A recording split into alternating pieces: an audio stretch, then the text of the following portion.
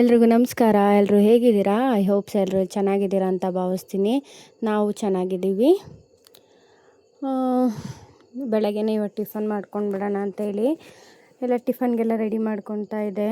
ಮನೆ ಕೆಲಸ ಎಲ್ಲ ಆಲ್ಮೋಸ್ಟ್ ಮುಗ್ದಿತ್ತು ನೈಟೇನೆ. ಸೊ ಹಂಗಾಗಿ ಬೆಳಗ್ಗೆನೇ ಹಾಲು ಕಾಯಿಸ್ಕೊಂಡ್ಬಿಟ್ರೆ ಹಾಲು ಕಾಯಿಸೋದ್ರಿಂದ ಮನೆ ಕೆಲಸ ಸ್ಟಾರ್ಟ್ ಮಾಡೋದು ನಾನು. ಬಿಕಾಸ್ ಅಡುಗೆ ಮನೆ ಕೆಲಸ ಸ್ಟಾರ್ಟ್ ಮಾಡ್ಕೊತೀನಿ. ಇಲ್ಲೂ ಹಾಗೇ ಫಸ್ಟ್ ಹಾಲು ಕಾಯಿಸ್ಕೊಂಡೆ. ನೆಕ್ಸ್ಟ್ ಇವತ್ತು ಅವನಿಗೆ ಹೆಲ್ತ್ ಬೇರೆ ಸರಿ ಇರಲಿಲ್ಲ ಅಲ್ಲ, ಹಾಗಾಗಿ ಸ್ವಲ್ಪ ಹೆಸ್ರುಬೇಳೆ ಅನ್ನ ಮಾಡ್ಕೊಳೋಣ, ತಂಪು ಸಿರಪ್ ಎಲ್ಲ ಕುಡ್ದಿರ್ತಾನೆ ಅಂತ ಹೇಳಿ ಹೆಸ್ರುಬೇಳೆ ಅನ್ನ ಮಾಡೋಣ ಅಂತೇಳಿ ಎಲ್ಲ ರೆಡಿ ಮಾಡ್ಕೊತಾ ಇದೆ. ಇದಕ್ಕೂ ಕಮ್ಮಿನೇ ಇಂಗ್ರೀಡಿಯೆಂಟ್ಸ್ ಆಗೋದು, ಬೇಗನೂ ಆಗುತ್ತೆ. ಸ್ವಲ್ಪ ತಂಪು ಬೇರೆ ಅಲ್ವಾ, ಲೈಟ್ ಫುಡ್ಗೆ ನಾನು ಫಸ್ಟ್ ಪ್ರಯಾರಿಟಿ ನಾನು ಇದಕ್ಕೆ ಕೊಡ್ತೀನಿ, ಹೆಸ್ರುಬೇಳೆ ಅನ್ನಕ್ಕೆ. ಹಾಗಾಗಿ ಈರುಳ್ಳಿ, ಟೊಮ್ಯಾಟೊ, ಹಸಿಮೆಣ್ಸಿನ್ಕಾಯಿ, ಒಂದು ಮೆಣ್ಸಿನ್ಕಾಯಿ ಹಾಕಬೇಕಾಯ್ತು, ಒಂದೆರಡು ಹಸಿಮೆಣ್ಸಿನ್ಕಾಯಿ, ಒಂದೆರಡು ಒಣಮೆಣ್ಸಿನ್ಕಾಯಿ ಈ ಥರ ಹಾಕ್ಕೊಂಡೆ. ಬೆಳ್ಳುಳ್ಳಿ ಎಲ್ಲನೂ ರೆಡಿ ಮಾಡಿಕೊಂಡು ಹೆಚ್ಕೊತಾ ಇದೆ. ಹೆಚ್ಕೊಂಡು ನನ್ನ ಮಗ ಬೆಳ್ಳುಳ್ಳಿ ಸುಳ್ಕೊಡ್ತೀನಿ ಇಂದ, ಓಕೆ ಆಯ್ತು ಸುಳ್ಕೊಡು ಅಂತೇಳಿ ಅವನಿಗೆ ಸುಳಿಯೋಕೆ ಕೊಟ್ಟು, ನಾನು ಇಲ್ಲಿ ಕುಕ್ಕರ್ ಇಟ್ಕೊಂಡು ಎಣ್ಣೆ ಎಲ್ಲ ಹಾಕ್ಕೊಂಡು ಸಾಸಿವೆ, ಜೀರಿಗೆ, ಕಡಲೆಬೇಳೆ ಹಾಕಿ ಒಂದೆರಡು ಮೆಣಸು ಹಾಕಿ ಚೆನ್ನಾಗಿ ಫ್ರೈ ಮಾಡಿಕೊಂಡೆ. ಹೆಚ್ಚಿಟ್ಕೊಂಡಿದ್ನಲ್ಲ ಈರುಳ್ಳಿ, ಬೆಳ್ಳುಳ್ಳಿ ಇದೆಲ್ಲ ಹಾಕಿ ನಾನು ಫ್ರೈ ಮಾಡಿಕೊಂಡೆ. ಬೇಗ ಆಗುತ್ತೆ ಇದು ಹೇಳ್ಬೇಕಂದ್ರೆ. ಹಾಗಾಗಿ ಎಲ್ಲ ಫ್ರೈ ಮಾಡಿಕೊಂಡು ಅಮ್ಮನ ಮನೆ ಕೆಲಸ ಎಲ್ಲ ಮಾಡ್ಕೊತಾಯಿತ್ತು. ಅಷ್ಟೊಂದು ನಾನು ಟಿಫನ್ ಮಾಡಿಕೊಟ್ಬಿಡೋಣ ಅಂತ ಹೇಳಿ ಟಿಫನ್ ಎಲ್ಲ ಮಾಡಿಕೊಂಡೆ. ಬಿಕಾಸ್ ಶುಕ್ರವಾರ ಆಗಿರೋದ್ರಿಂದ ಮನೆ ಕೆಲಸ ಎಲ್ಲ ಬೇಗ ಬೇಗ ಮಾಡ್ಕೊಳ್ಬೇಕಾಯಿತು. ಹಾಗಾಗಿ ಪೂಜೆ ಎಲ್ಲ ಮಾಡಬೇಕಿತ್ತಲ್ಲ, ಹಾಗಾಗಿ ಬೇಗ ಎಲ್ಲನೂ ಒಂದು ಕಡೆ ಅಡುಗೆ ಮಾಡಿಕೊಂಡು ಸಡನ್ನಾಗಿ ಆಲ್ ಆಫ್ ಸಡನ್ ನಾನು ಅಡುಗೆ ಮಾಡೋಕ್ಕೆ ಸ್ಟಾರ್ಟ್ ಮಾಡ್ತೀನಿ. ಸಮ್ಟೈಮ್ಸ್ ಏನೂ ಪ್ರಿಪ್ರೇಷನ್ ಆಗಿರಲ್ಲ, ಕುಕ್ಕರ್ ಇಟ್ಕೊಂಡು ಆಮೇಲೆ ಹೆಚ್ಚಿಟ್ಕೊಂಡಿರೋದು ಉಂಟು ನಾನು. ಸೊ ಮಲ್ಟಿ ಟಾಸ್ಕಿಂಗ್ ನಡೆಯುತ್ತೆ ಸಮ್ಟೈಮ್ಸು. ಇಲ್ಲೂ ಅದೇ ಥರನೇ ಅರ್ಧ ಹೆಚ್ಕೊಂಡಿದ್ದೆ, ಅರ್ಧ ಹೆಚ್ಕೊಂಡಿರಲಿಲ್ಲ. ಸಣ್ಣ ಪುಟ್ಟ ಕೆಲಸ ಎಲ್ಲ ಅಲ್ಲೇ ಹೆಚ್ಕೊಂಡೇ ಮಾಡ್ಕೊತಾ ಇದೆ. ಇಲ್ಲೆಲ್ಲ ತರಕಾರಿ ಎಲ್ಲ ಈರುಳ್ಳಿ ಎಲ್ಲ ಹಾಕಿರ್ತೀವಲ್ಲ, ಅದು ಫ್ರೈ ಆದಮೇಲೆ ತೊಳೆದಿರೋವಂಥ ಹೆಸ್ರುಬೇಳೆನ ಹಾಕಿ ಅದನ್ನು ಸ್ವಲ್ಪ ಫ್ರೈ ಮಾಡ್ಕೊತೀನಿ ಎಣ್ಣೆಯಲ್ಲಿ. ಫ್ರೈ ಮಾಡ್ಕೊಂಡ್ರೆ ಏನಂದರೆ ಟೇಸ್ಟ್ ಸ್ವಲ್ಪ ಡಿವೈನ್ ಆಗಿರುತ್ತೆ, ನಾರ್ಮಲ್ ಟೇಸ್ಟ್ಗಿಂತ ತುಂಬ ಚೆನ್ನಾಗಿ ಬರುತ್ತೆ ಇದು ಫ್ರೈ ಮಾಡ್ಕೊಳೋದ್ರಿಂದ. ಹಾಗಾಗಿ ಫ್ರೈ ಮಾಡ್ಕೊತಾ ಇದ್ದೀನಿ.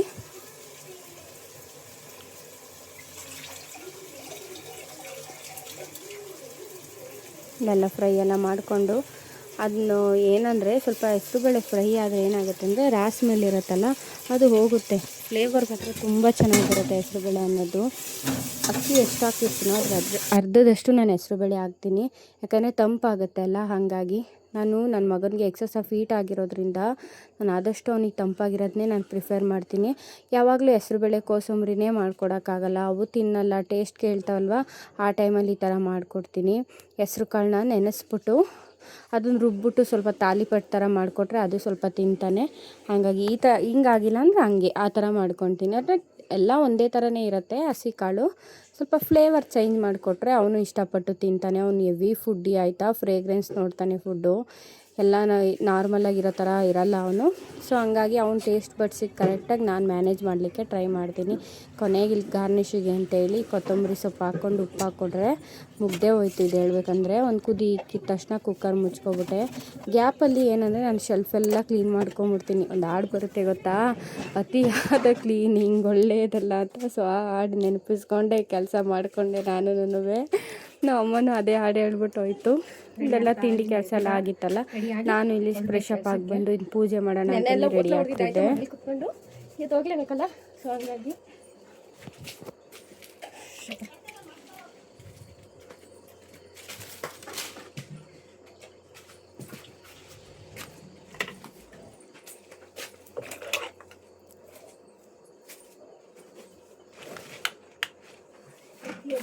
ಪೂಜೆ ಮಾಡಿ ಹೊರಡಬೇಕು ನಾನು.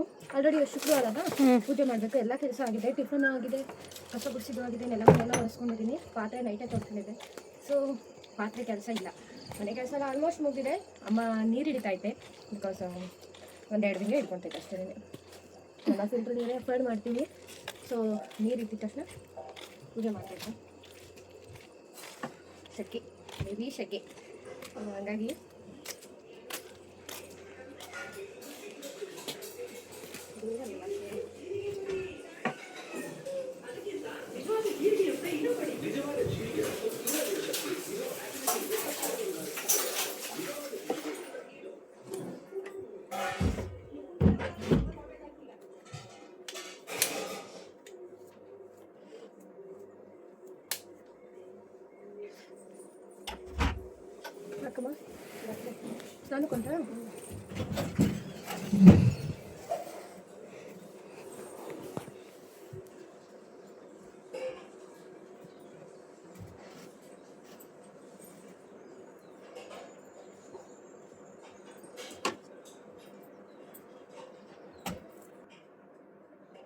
ಇಲ್ಲೂ ಎಲ್ಲನೂ ನಾನು ರೆಡಿಯಾಗಿ ಪೂಜೆಗೆಲ್ಲ ರೆಡಿ ಮಾಡ್ಕೊಳ್ಳೋಣ ಅಂತ ಬಂದೆ. ದೇವ್ರ ಮನೆಯೆಲ್ಲ ಒರೆಸಿಟ್ಕೊಂಡ್ಬಿಟ್ಟಿದ್ದೆ ನಾನು ಆಲ್ರೆಡಿ. ಹಾಗಾಗಿ ಬೇಗ ನಾನು ಹೂವೆಲ್ಲ ಚೇಂಜ್ ಮಾಡಿದ್ನಲ್ಲ, ನಾನು ಹೂವೆಲ್ಲ ಇಟ್ಕೊಂಡು ವಿಭೂತಿ ಎಲ್ಲ ಇಟ್ಟು ನಾನು ರೆಡಿ ಮಾಡಿಕೊಂಡು ದೇವ್ರ ದೀಪ ಬೇಗ ಹಚ್ಕೊಂಡೆ ನಾನು. ಯಾಕಂದರೆ ಹಿಂದಿನ ದಿವಸನೇ ಬೇಗ ರೆಡಿ ಮಾಡಿಕೊಂಡ್ರೆ ಅಷ್ಟು ನಮಗೆ ಕಷ್ಟ ಅಂತ ಅನಿಸಲ್ಲ, ಕೆಲಸ ಬೇಗ ಆಗೋಗ್ಬಿಡುತ್ತೆ. ಇಲ್ಲಿ ಆರಾಮಾಗಿ ಪೂಜೆ ಮಾಡಿಕೊಂಡೆ ನಾನು.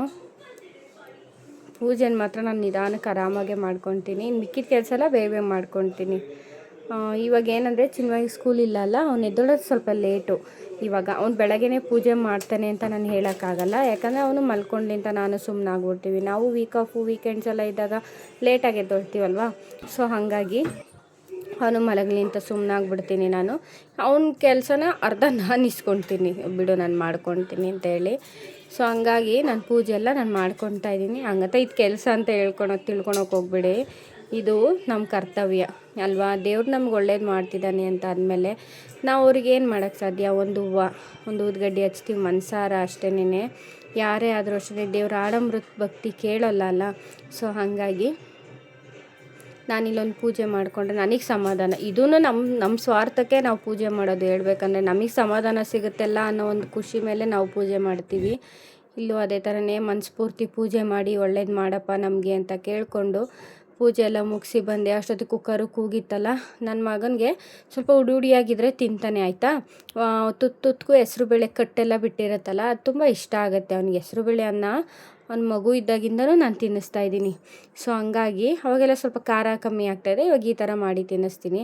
ನಾನು ಬಾಕ್ಸ್ ತೊಗೊಂಡೋಗೋಣ ಅಂತ ಹೇಳಿ ತಟ್ಟೆಗೆ ಹಾಕಿ ಬಾಕ್ಸ್ಗೆ ಅನ್ನ ಹಾರಾಕೊಂಡ್ಬಿಡ್ತಾಯಿದ್ದೀನಿ. ಯಾಕೆ ಅಂದರೆ ನನಗೆ ಸಿವಿಯರ್ ಗ್ಯಾಸ್ಟ್ರಿಕ್ ಆಗಿಬಿಟ್ಟಿದೆ, ಆಯಿತಾ. ನನಗೆ ಯಾಕೋ ಕ್ಯಾಂಟೀನ್ ಊಟ ಅಡ್ಜಸ್ಟ್ ಆಗ್ತಾಯಿಲ್ಲ. ಸೊ ಹಂಗಾಗಿ ನಾನು ಮನೆಯಿಂದನೇ ಬಾಕ್ಸ್ ತೊಗೊಂಡೋಗ್ಬಿಡೋಣ ಅಂತೇಳಿ. ಗ್ಯಾಸ್ಟ್ರಿಕ್ ಆದರೆ ಆಗಲ್ಲಲ್ಲ. ಹಾಗಾಗಿ ನನಗೆ ಮಜ್ಜಿಗೆ ಮೊಸರು ಇರಲೇಬೇಕು ನನಗೆ. ಇಲ್ಲ ಅಂದರೆ ನನಗೆ ಊಟ ಅಪೂರ್ಣ ಅಂತ ಅನಿಸುತ್ತೆ.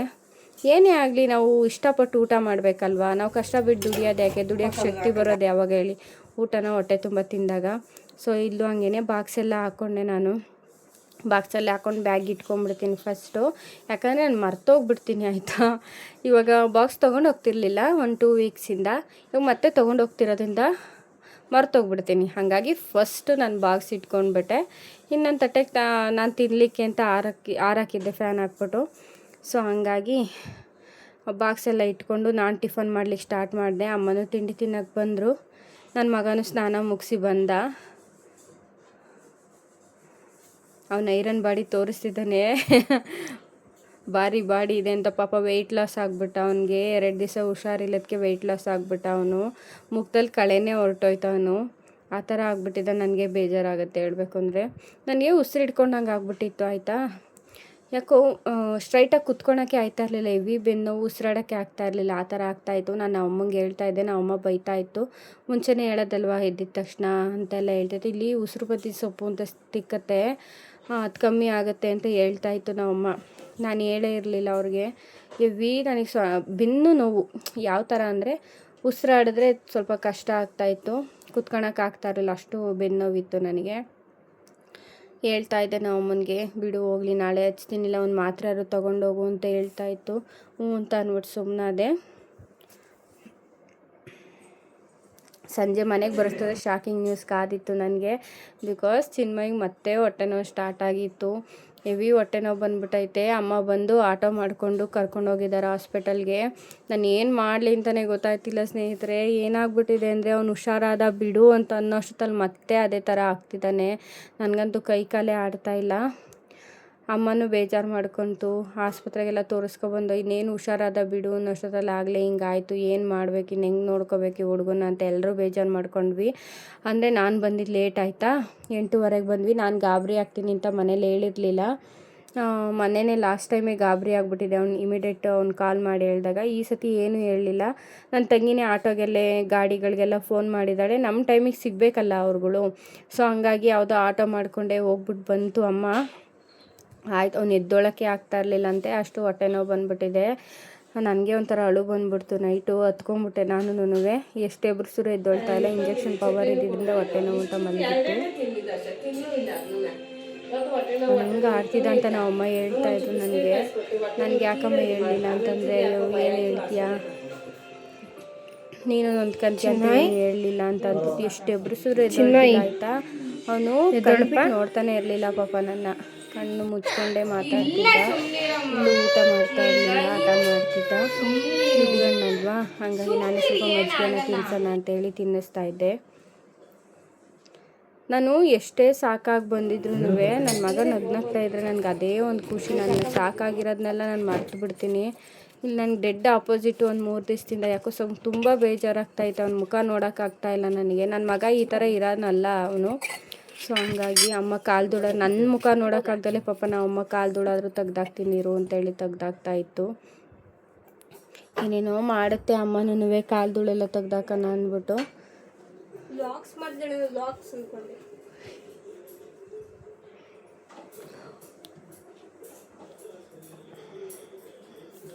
ಉಪ್ಪು ಮೆಣಸಿನ್ಕಾಯಿ ಎಲ್ಲ ನುಳ್ಸಿ ನಮ್ಮಪ್ಪ ಅಷ್ಟು ಬೇಗ ಕೆಂಡ ಕಾಯಿಸ್ತು ಆಯಿತಾ.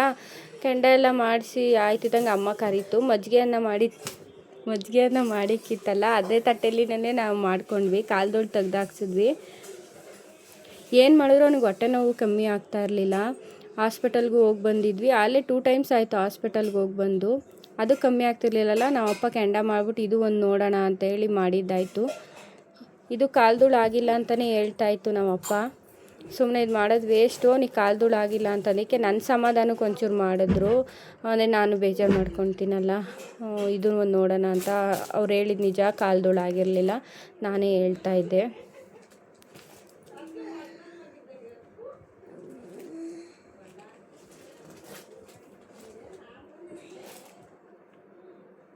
ಅಮ್ಮ ಕಾಲ್ದುಳು ತೆಗಿಯೋಕೆ ಪಾಪ ಕಾಲ ಮೇಲೆ ಹಾಕೊಂತು ಕೆಂಡನ. ಅಪ್ಪ ಬಂದು ತಕ್ಕೊಡ್ತು. ಅವರಿಗೆ ಮೊಮ್ಮಕ್ಳಿಗೆ ಏನಾದರೂ ಆದರೆ ತಡ್ಕೊಳಕ್ಕಾಗಲ್ಲ ಆಯಿತಾ. ಇಲ್ಲಿ ಬಂದು ನಾನು ಸಿರಪೆಲ್ಲ ಕುಡಿಸ್ತಾ ಇದ್ದೆ. ಮನೆಗೆ ಬಂದು ದೃಷ್ಟಿ ಎಲ್ಲ ತೆಗ್ದಾಕ್ತು. ನಾನು ಬಂದು ಸಿರಪೆಲ್ಲ ಕುಡಿಸಿ ಅವನು ಸ್ವಲ್ಪ ಸಮಾಧಾನ ಮಾಡಿದೆ. ನಾಳೆ ಲೀವು ಹಾಕ್ಬಿಟ್ಟು ಬಂದಿದ್ದೀನಿ. ಹಾಸ್ಪಿಟಲಿಗೆ ಕರ್ಕೊಂಡು ಹೋಗಬೇಕು. ನನಗೆ ಯಾಕೋ ಇಲ್ಲಿ ಮೆಡಿಸನ್ ಅವ್ನಿಗೆ ಅಡ್ಜಸ್ಟ್ ಆಗ್ತಾಯಿಲ್ಲ ಅನ್ನಿಸ್ತಾ ಇದೆ. ಬೇರೆ ಕಡೆಗೆ ಕರ್ಕೊಂಡು ಹೋಗೋಣ ಅಂತ ಹೇಳಿ ನಾನು ಲೀವ್ ಹಾಕ್ಬಿಟ್ಟು ಬಂದೆ. ಏನೂ ಮಾಡೋಕ್ಕಾಗಲ್ಲ. ಇಂಥ ಟೈಮಲ್ಲಿ ನಾನು ಅವನ ಮುಖ ನೋಡಬೇಕಾಗುತ್ತೆ. ಅವ್ನು ಎಲ್ಲಿ ಸರಿ ಇದ್ದರೆ ಸಾಕು. ಒಟ್ಟಲ್ಲಿ ಇವತ್ತು ತುಂಬಾ ಬೇಜಾರಾಯಿತು. ಇದಾಗಿತ್ತು ಇವತ್ತಿನ ವ್ಲಾಗ್. ಈ ವ್ಲಾಗ್ ಏನಾದರೂ ಇಷ್ಟ ಆದರೆ ಪ್ಲೀಸ್ ಲೈಕ್ ಮಾಡಿ, ಶೇರ್ ಮಾಡಿ.